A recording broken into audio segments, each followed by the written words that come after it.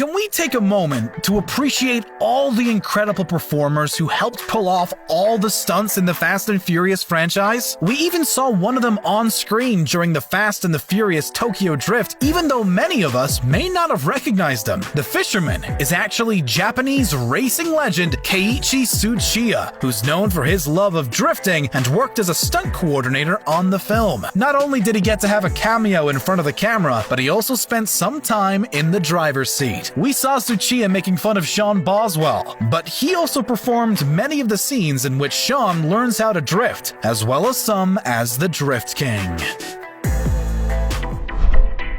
In the Fate of the Furious, there were no stunt performers needed when Dom Toretto shared a kiss with the insidious villain Cypher. Vin Diesel couldn't stop talking about the scene in the lead up to the film's release, and seemed confident actress Charlize Theron loved this on-screen interaction. But Theron fired back, calling him insane. She disagreed with his interpretation of their lip lock and accused Diesel of not getting into the moment, leaving her to act as the aggressor. Apparently, Diesel felt insulted by Theron's side of the story and insisted that he's not a dead fish. He insists that anyone watching The Fate of the Furious can see that he put his all into making this little bit of movie magic happen. There are tons of talented people working on the Fast and Furious franchise, but where would they be without all those many vehicles? As you can imagine, the life of a Fast and Furious car isn't usually very long, and they go through a ton of different cars in each movie. In the first film, they destroyed 78 cars, and in the second film, they upped it to 130. The Fast and the Furious Tokyo Drift cost the franchise 249 cars, but the fourth movie was much more conservative, 190. Fast 5, however, took 260. Fast and Furious 6 used a whopping 350 cars, and it took 230 vehicles to make Furious 7. You have to break a few eggs to make an omelet, and apparently you have to total a few cars to make a Fast and Furious film. And yes, in Furious 7, they really did drop cars out of a plane. When the vehicles fell, they did so alongside skydiving cameramen. These were fully functioning vehicles we saw free falling through the sky. Or at least they were functional before the fall.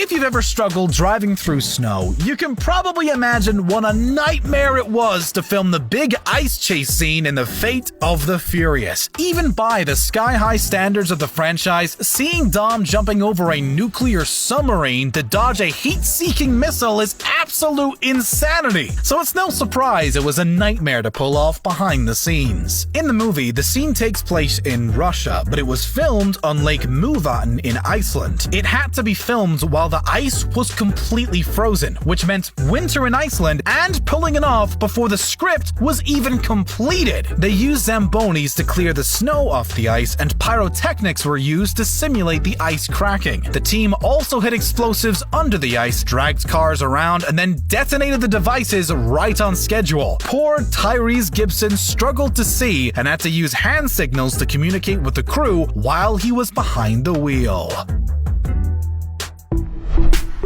Some scenes in the franchise are more difficult to capture than others, but the train heist from Fast 5 definitely put a huge dent in the movie budget. Director Justin Lin really wanted to raise the stakes and heighten the action, so instead of sticking to purchasing cars, he also splurged on an actual train. The train heist sequence cost an incredible $25 million, including the price of 600 yards of train tracks to stretch out across Arizona. And of course, even though it cost a pretty penny, the train was totally destroyed during the process. It's even more impressive when you realize the entire budget of the movie was $125 million. 1/5 of that was on this single scene. At first, the studio rejected this line item on the budget proposal outright, but Lin managed to convince them using some persuasive storyboarding and computer simulations.